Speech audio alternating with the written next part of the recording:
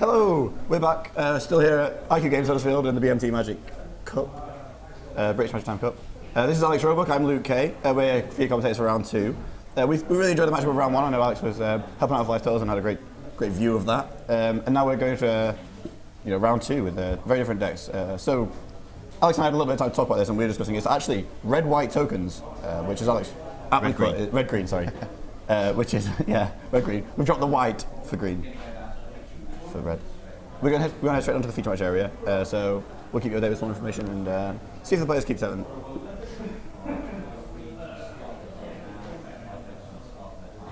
Yeah, it looks like we're mulliganing, which is real strange. So James Fish on red-green tokens. This is an interesting deck. What do you think, Alex? It's very similar to the green-white tokens lists that we've seen a lot of, where people are essentially trying to curve Nissa into Gideon. But we've taken away some of the white cards, mainly Gideon and Avacyn, and swapped them for some red ones. So we've got Pierre and Kieran Nillar, Arlene Cord, Chandra Flamecaller. You get a little bit of extra removal in the form of Fiery Impulse. And then I think the biggest surprise on the list, Atarka's Command instead of the green-white command. Yeah.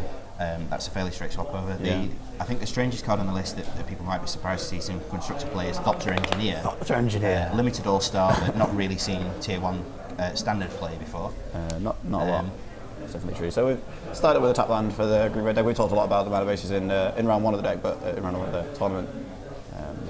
Chris Vincent starting out with the Oath of Nissa. Green Ponder, as it's often referred to. Green Ponder, protection from Droker's Command. And he's getting the Gideon. So Chris's Naya Midrange deck has access to a lot of the sort of almost like the nut draw from the green-white deck that we saw Mike Parker rolling with in round one. But with some red cards in a similar way that James Fisher's changes. The combination of 4 copies of Oath of Nissa and 4 copies of Gideon in a deck means that, typically speaking, you can play Gideon on turn 4 most of the time. Most of the time. Even when you're passing the third colour. Chris has the slight downside of having more tap lands. Yeah. One of the things that we saw a lot of in the last game was the effect that playing 3 colours rather than 2 can have on your mana. Yeah. Craig spent almost the entire match being a full turn behind because of his tap lands. And had to have loaded up on 2 mana interaction because of that. There's a few less tap lands in Chris's deck because obviously the mana base is slightly less punishing, and we've got some pain lands that Craig doesn't necessarily have a lot of access to. And we're not necessarily trying to hit all 3 colours for Converge and things like that. Yeah, I mean, Chris's red cards are, other than the 2 Chandras, sorry, 1 Chandra, 3 Nahiri, and then 2 Radiant Flame. So actually having access to lots of red mana isn't necessarily because of. In particular, it's not as necessary as early either. He wants green-white early. And we can add red into the mix. So both players play Green Ponder. Chris didn't have a 2-drop. I know 3-drop. Fascinating stuff. Not a lot happening. So what are the big plays to James Fish here? We've not seen a lot of Arlen Cord. I know I haven't. I had to read up what he did. I've only seen it played once, and that was in limited. So there you go. So stay listener from Chris. There we go. Here's Chandra's mummy and daddy, bringing some Thopters with them. Yeah. So again, this is the token engine that the red is. Yeah. This and Thopter Engineer. The Thopter Engineer that lends them haste is particularly powerful if you can turn 3 Thopter Engineer into turn 4. Yeah, being great. I can imagine that being really, really good. One deck list. Yeah. Pierre and Kieran is another card that's turned out to be slightly stronger than people were initially expecting it to be. So almost as much modern play as it has in particular in modern. Perhaps because card advantage is quite rare in modern, that allows you to get 3 permanents onto the table by only expending 1 card from your hand. Yeah, seems strong. The nature of the... we have to stop for a moment to talk about how pleasant this interaction is. So Chris went Tyler Stracker and then played and Cracks Evolving Wilds, getting 2 clues. Tyler Stracker... We talked about how card advantage it's quite very modern. Tyler Stracker is a card I really like because it embodies something that doesn't come up too often in Magic, and it's cards that almost have a secret mana cost. Yeah. Very often we assume that a card's converted mana cost is the turn that you want to play it on. You want to play Gideon on turn 4 because he costs 4. You want to play Chandra on turn 6 because she costs 6. There are some cards where really you want to play them a turn later or even 2 turns later than that, and Tyler Stracker is a brilliant example. Tyler Stracker on turn 4, followed up with a land, is significantly more powerful than just Tyler Stracker on turn 3. Yeah, you really don't want to get that. And here we see Arlen Cord, but you really don't want to get your Tyler Stracker just killed before you get any value out of it. Exactly. Arlen Cord. Chris has to lean over and read what it does. Chris has played a lot of standard, but I don't know if he's played against Arlen Cord that often. It's one of those cards with an awful lot of abilities on it. 3 of them are on the other side, so you have to take it out of the sleeve to read them.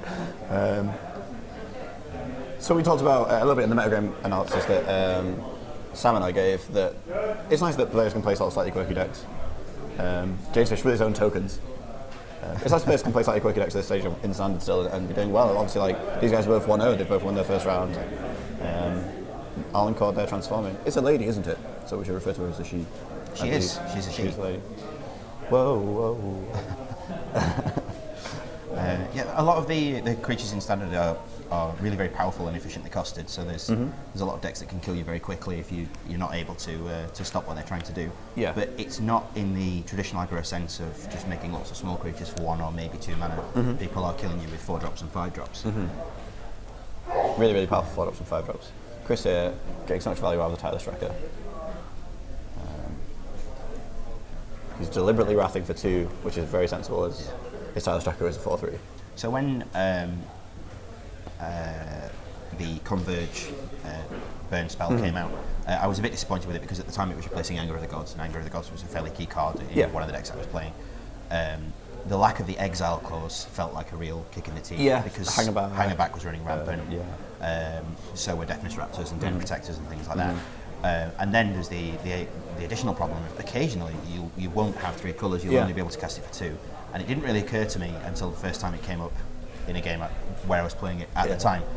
Not being able to cast it for 3 is sometimes it's a really excellent bonus on the card, and I've even cast it for 1 a few times, just for triple red. Well, I mean, it seems good because we've seen plant tokens like Chandra -1. We've seen lots of top tokens of this matchup. I know James Fisher's run back another P and Kieran more card advantage. I mean, Chris dispatched the first one pretty aptly with Radiant Flames. Let's see how it is for this one. Clues seem relatively innocuous, but they just generate so much value if the game goes long. Being able to draw lots of cards in red, refilling green, the white, hand, seems really strong. both restocking the hand if you run out of things to do, but also double duty as a combat trick with the triggered ability on Tireless Tracker. My first 6 mana giant growth, draw 3. Well, it's not the worst thing you can do if you've got no cards in your hand. My first Standard event following Shadows over Innistrad's release, I played against a Tireless Tracker deck, and I hadn't read the card properly, and I got blown out by it twice. Twice? Didn't learn after the first one. No, there's a lot of text on it. It's really cool though. Love the little card. It's got a lot of text, and it makes something else with text. Yeah. That draws something else with text. Textception. Yeah, probably. I do like the clues. I think they're a really interesting mechanic. Yeah. It's very similar to things like Flashback or Retrace that allow you to just keep playing Magic when you So run out of interestingly, cards. we're in Innistrad. We haven't seen Flashback come back, and yet we've got Jason Dardwellers in the format. We talked a lot about Craig flashing back spells, which for viewers, if you don't know, that's essentially casting spells from your graveyard and exiling them instead of replacing them there. Yeah, mechanic from old Innistrad that hasn't been go back. And I know a lot of players have been a bit disappointed. It's quite a quirky mechanic. It's a lot of fun and you get a lot of value out of it. So we are flashing back lots as well. So Investigate definitely cool too. It's one of the things that happens in Magic. Inevitably, the longer a game goes on, the more likely you are to simply run out of cards. A land plus a spell means you play 2 cards this turn and you only get to draw 1. So anything you can do to mitigate that means that you've got some kind of advantage, and Flashback is an excellent way of doing it because you get to play that card twice. Planeswalkers are fantastic because you activate an ability every turn, and clues being generated obviously helps you restock and keep playing Magic. So the last matchup we saw, Green White versus Grisis, there was a lot of interaction on the board, a lot of removal spells being thrown around, a lot of creatures dying, coming back in some cases, with Hangback Walker tokens. In this matchup, it's very play a guy and attack, which I quite like. It's refreshing. It's nice. It's like so much how Magic was meant to be played. We're bashing in with a 5/4 Hangback, 5/4 Tireless Tracker. A lot of what's going on isn't incredibly subtle, even if it is powerful. I think the trickiest card in the deck is probably Archangel Avacyn. I think one of the ones we're seeing right now is pretty tricky. This Attack's Command isn't what we see a lot of in Standard. I know since the Attacker Red rotated, we've not had a lot of double very attack powerful command. strategy last season, but we lost the rotation did combo. take away a lot of important cards. So double Attack Command. I assume pumping the Thopters and burning Chris out. So that's a lot of damage. Let's see if Chris has a response. That's looking like 12 damage if Chris doesn't have a response. And obviously you can sacrifice a Thopter for another 2 post-combat, which takes us to exactly lethal. So we I are cracking the fetch. I imagine this is probably simply thinning prior to cracking a clue. Yeah. Cool. It's So one of let's those go to things Chris. that doesn't have an absolutely huge impact. but Also, he's put it- cards on the bottom with Oath of Missing. He has actually had a chance to shuffle away, but it's one of those times. I know something that I found quite frustrating lately is just getting to the bottom and then not being able to find Yes. the yeah. cards that you're digging for. You're like, oh yeah, I've got a card on the bottom. Like, so Volume Wild's providing that service. Here we go. Crack a clue. It's a See what we draw. conversation I had with Alex Gershaw about the taking turns deck in Modern. Sure, Mobley one. That is a deck that has a scry, and because it's monocolour, generally doesn't run fetch lands. And occasionally in the early game, you're forced to scry away a card that you want later. There we go. So Yeah, it's there we go. Chris hasn't found Not anything to finding the mitigate answer. the double attackers commander, and that's exactly lethal. But yeah, I mean, James had access to super lethal if you want to throw both up to Zion. Well, But yeah. I'm sure by the time he untaps, he can, Yeah. he can throw the second one. Yeah. The mono blue deck, because it is monocoloured, it doesn't need fetch lands, at least not for its mana base. But one of the things that occasionally happens is you'll scry something to the bottom, and then 3 turns later you realise it's So quite Volume poor. Wild's providing that service in standard. So we ended up running just about 2, possibly 3 fetch lands, just in case you need to shuffle after you've scried. That's cool. And Evolving Wilds was letting Chris try and do the same job there. Unfortunately, yeah, just not finding his out if there was one. We can look at sideboards now. As players move to game 2, what do we think here? I'm looking at Chris's sideboard and seeing these Radiant Flames. They seem really strong, and it's 1/1 Thopters. It's quite quirky, but we've had a lot of tokens in this standard. I really enjoyed it. And part of that is because of the low power level of the Wrath. So we've got Languish and Radiant Flames, and then Descend on the Sinful, which Chris has access to in the sideboard, as well as Planner Outburst. Sorry, I think they're coming in. And one of the colours that's best suited to dealing things like that is black. We have Flame Tendrils and Languish. Sure. But for some reason that doesn't seem to be one of the better colours at the moment. The top decks seem to be in the other 4 colours, especially in green at the moment.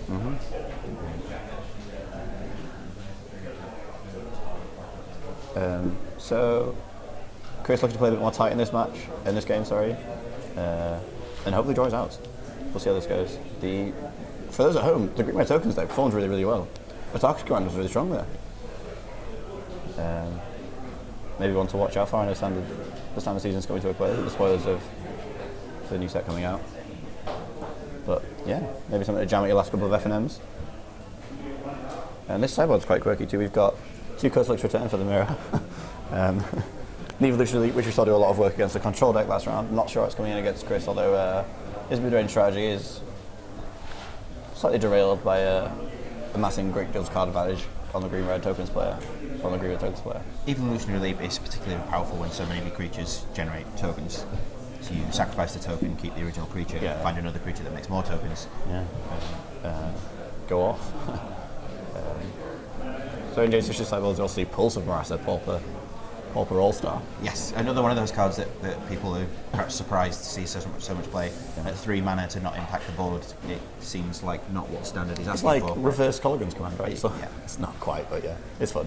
And then also Naturalizer, almost like a concession to the fact that you can't play Joker's command in this deck. Yes. It also happens to also help. And Clip Wings, I imagine, is for Avacyn. Or Omandal, as was pointed out to me by Sam Riddler last match. Yes, yeah, absolutely. Which Chris is not partaking in, I believe. So probably not coming in there. We'll see how players shuffle up. I know Chris is boarding in Wraths, and James Fisher's probably boarding in card advantage.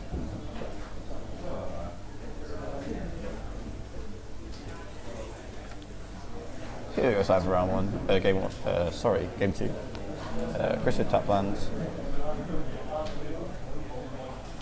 And James with untap lands, making the first play, which is a Sylvan Advocate. We see a lot of Sylvan Advocates. I mean, it's not necessarily the most powerful card in standard, but it's supported by a lot of the other powerful cards like Nissa and now one on each side of the table. Yeah, one on each side of the It's table. an incredibly strong card, and in particular sitting next to the creature lands. Yeah, well, that's one thing that Chris has over James. So splashing for that white means you've got access to this Needle Spires. incredibly good with Sylvan Advocate. When There they go, the- bouncing off each other. When the creature lands are in, Blowout. so Chris loses his, loses, James keeps Sylvan Advocate on Well, the table. turns out Attack's command quite good in the Sylvan Advocate was. I had not thought of that. That seems sweet. Maybe it's a bit greedy to block there. Wow. Okay, Yet so another this is a comparison. sideboard card that we didn't talk about enough. Not seen a lot of standard play. it's got it's the formidable, gives you go over. Gives haste, yeah. It's a very powerful top deck in the mid to late game. It can really catch people off guard, especially post Wrath or post Yeah, Removal. so Sylvan Advocate is this, or is this Surak? Yeah, because of the haste element, and because you're attacking for so much damage. Sylvan Advocate gets compared to Tarmogoyf a lot, and a particular reason for that is that it's toughness heavy. It's got 1 more toughness and power, which makes combat very interesting when there's one on both sides of the table. Yeah, like as we just saw. Yeah, you're expecting them to bounce off each other, and if not one always of you what has a happens. trick, that's not always what happens. So the interaction of Needle Spires and Sylvan Advocate is particularly interesting because of the double strike keyword. So the bonus is effectively doubled up, which is fun because when they were originally spoiled, We're just having some problems with the coverage there. But essentially we saw Chris tap out for Radiant Flames there, which is pretty good. Wiping the board, and then attacking down the island chord for a big board swing. Unfortunately, quite a terrible time to cut out there, but essentially for what happened for those of you at home, Chris Radiant Flames away most of the creatures on, all the creatures on James' side of the board, and then popped off the lady wolf. And James passing me no play and Chris tapping out for Chandra spells pretty difficult game for James Fish. things looking rather lopsided. I can see James picking up his cards this turn really. That's a big swing. Very hefty. See what James has got in return. Yeah, there we go. That was, so 2 games over quite quickly. These mid-range decks seem to, like you say, just beat down with powerful 4-drops and 5-drops. Chandra, Alden Cord, and apparently Attackers Command. But Peter and Kieran, who did a lot of work in game 1. Chandra does appear in both decks, which is quite interesting because Chandra is one of those cards where the best answer to her is often another one from the opposite player. Yeah, be able to. If I make my 6 Chandra points. getting with all my creatures, you untap, make your Chandra. Yeah, you almost always can- want to cast the second your one, don't plus you? 1 will kill mine. Yeah, pretty fascinating stuff. So we saw Chris bring in the Suraks. Post-draft they seem really, really strong. We have to remember that Chris hasn't got access to James's deck list, and so probably isn't really sure what's going on. I mean, you saw a lot of slightly different cards like that Attackers Command blowout. Chris might not have realised that those were even something to play around, and having 2 and getting in for, what was that, like 14 damage in one turn quickly. He did 14 damage in a single turn. It's really impressive. So now, however, we have got this information, and we do know that Chris is probably boarding his 2 Suraks, and we can talk more about that. Is it in there because Chris is worried about James's ability to wrap the board, and then is it just a big beater? Is it just a 4-mana 5/4? The 4th point of toughness is probably quite relevant because of Fiery Impulse, Fiery and Impulse, Radiant Flames. Radiant Flames. Although James can't get the 3rd colour of mana, I don't think. Chandra as well, if he wants to remove Surak, he's got to put Chandra into the graveyard as opposed to leaving it in play on 1. Chandra -3 is incredibly powerful. Very often you get to make this Planeswalker, wipe the board, and leave the Planeswalker as the only permanent. Yeah. And Surak As we've seen a couple of resistant times, to that. particularly in both these matches actually. Craig doing it in round 1 and Chris doing it now. So player shuffling up, do you think being on the draw is good in this format? That's obviously a non-question, but I guess as always it's matchup dependent, but generally I would prefer to be on the play. I mean the deck that I've played most of this season, for example, is Black-White Control, and the difference between a turn 3 Reader Bones on the play versus on the draw is absolutely huge. And similarly, a turn 4 Gideon on the play versus a turn 4 Gideon on the draw. Turn 4 Gideon on the play feels incredibly aggressive, whereas if you play him on the draw, the odds are your opponent already has a creature in play, so you're making a knight and chump blocking. So both players playing out Cinderglades. Top one's basically putting players a turn behind if they don't sequence the lands properly. We see James here looking at this Cinderglade and thinking, I can't cast my Sylvan Advocate this turn. So going for a forest instead. Let's see if Chris makes the same mistake of being blown out by Attackers Command. Sylvan Advocate, not so much in this matchup, but certainly if your opponent is on black, is another one of these cards that sort of has the secret mana cost. Grasp of Darkness and Languish are both incredibly popular cards in the format, and the 5th point of toughness when you do control 6 lands is incredibly relevant in those matches. So the received wisdom is, regardless of what you would normally do, if you see black mana on the other side of the table, you hold the Sylvan Advocate's back and you make sure he's a 4/5 from the moment he hits the table, rather than giving him the opportunity to kill it. Against Naya, the way's a bit clearer. Drop him on turn 2, start attacking. I mean, we still have Fiery Impulse and Radiant Flames, but I think also James is probably the beats here, so really wants to get some damage in early, whereas playing, like you say, playing out an early Silver Advocate against Black White is just going to get ruinous path. So. I think that the strangest part of the card Silver Advocate is the word Vigilance on it. It's Yeah. not normally a green keyword. You wouldn't normally expect to see it on a creature quite that small because Yeah. Do you really want it to block? Is it, Yeah. You perhaps expect a 2/3 to die if it blocks.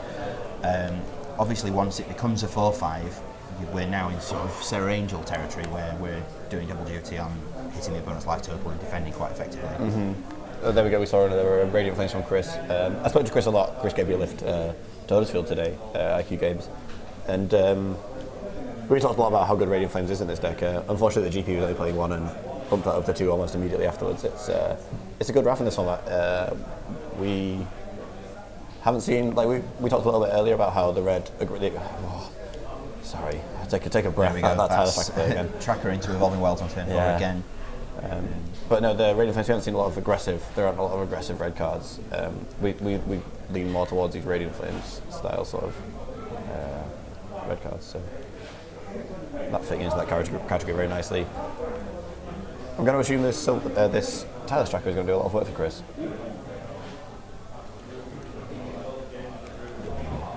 So Nis is up on 6 already. That ultimate only costs 7. Roast. And we've just seen Roast That's a sideboard card. to Certainly kills this. clear the tracker from Chris's side of the table. Clear the tracker. Chris is going to struggle to pressure the Nissa at this stage. Those plants do a good job of trump blocking. And Chris, without that reach, without that flying. Avacyn at 5 is probably coming down a little bit too late. This is a sort of situation where Thunderbreak Regent might be quite useful. Crikey. That card at one point seemed to be absolutely everywhere in Standard and doesn't really seem to see any play anymore. Well, there is a 4-colour Dragons deck swinging around the field somewhere. That card, particularly good in that archetype. So, Chris here left with just two clues on board against his opponent's Nissa that's going to Ultimate soon. And realistically, if Chris is unable to pressure it, there's a good chance that James doesn't just -7 at the earliest opportunity. You can keep ticking up and go past the 7 so that the ultimate doesn't take her off the table. Sure. That makes a lot of sense to me. Or just start doing the middle ability and get some plant beats in. Grow your garden. When the 0-1s turn into 2-3s, they look a little bit scary. Yeah. I think Chris is possibly thinking about thinning again here and cracking a clue. So one of the tricks to watch out for, or rather to make sure that you don't get caught out on, if you are playing a deck like this with both Sylvan Advocate and Evolving Wilds, if Evolving Wilds is on the table and you control exactly 6 lands, there's a brief window when you crack your fetch where the ability turns off for a moment and your opponent can sneak removal through in that window. Yeah. Powerful attraction, definitely worth thinking about. Thankfully, Chris has sequenced his lands correctly and is deliberately cracking his Evolving Wilds. Chris has left 2 mana, which likely is probably just a crack clue in the end step, but could we have some removal there? Most of his removal is sorcery speed, unfortunately. Declaration in Stone, Silk Wrap. But we don't see a lot of commands. However, as we discussed, bluffing, we have full information, and then of course James Fish does not exactly have what's in Chris's list. While Chris is playing a deck that, at this point in the format, is almost, you could guess the 75 fairly accurately. It's not necessarily, you can't take it in stone, that he's not playing different 2-mana removal spells. So here's a 3/3 hangback. It's nice that it's gone from a role player in +1/+1 counter deck to a role player in the tokens deck.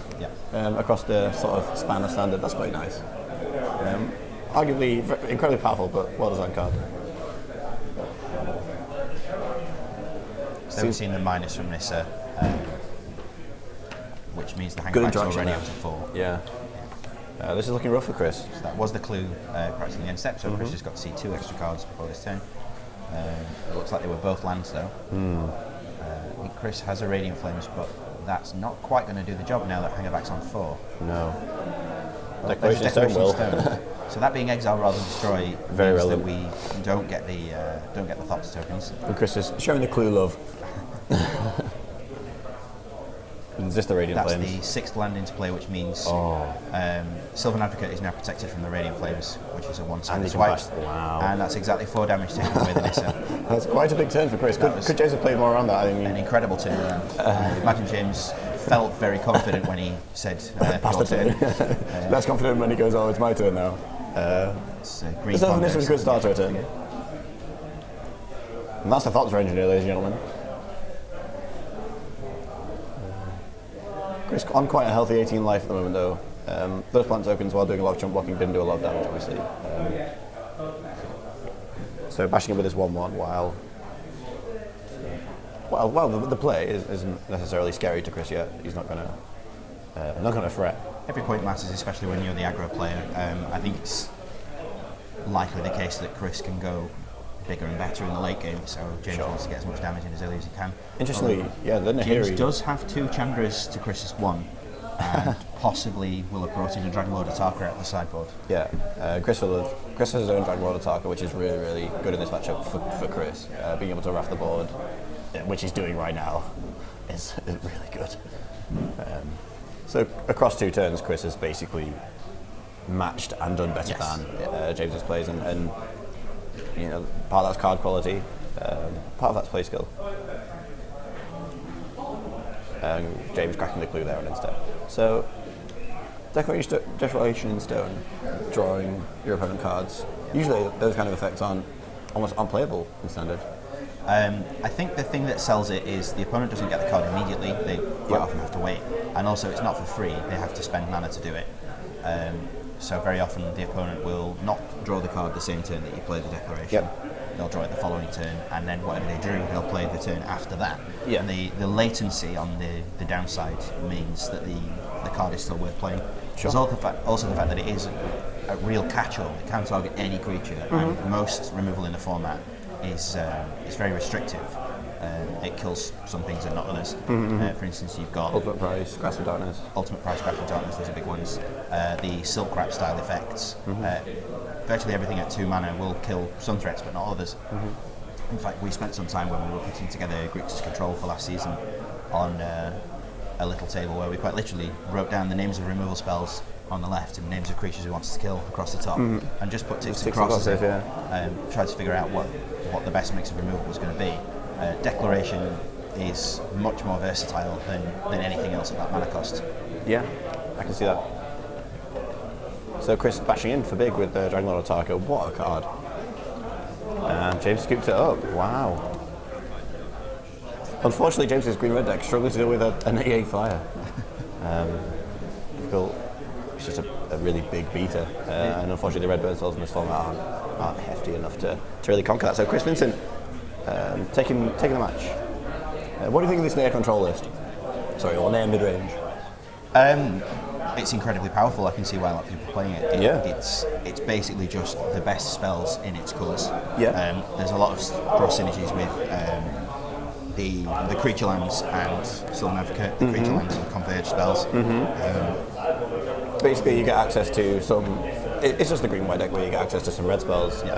Chris has played a lot of it. Like I said, he played at the GP. He's got a lot of experience with the deck and enjoys playing it, which is sort of important as well. We talked about how the mana base is sort of rotated out of Standard, but Chris still has access to a lot of jewels. We've got Battlefield Forge still, and Noodle Spires providing red mana and white mana. The combination of non-basic lands in Standard does mean that you can play pretty much any 3-colour combination you want to. But we've gone are the days of Mardu.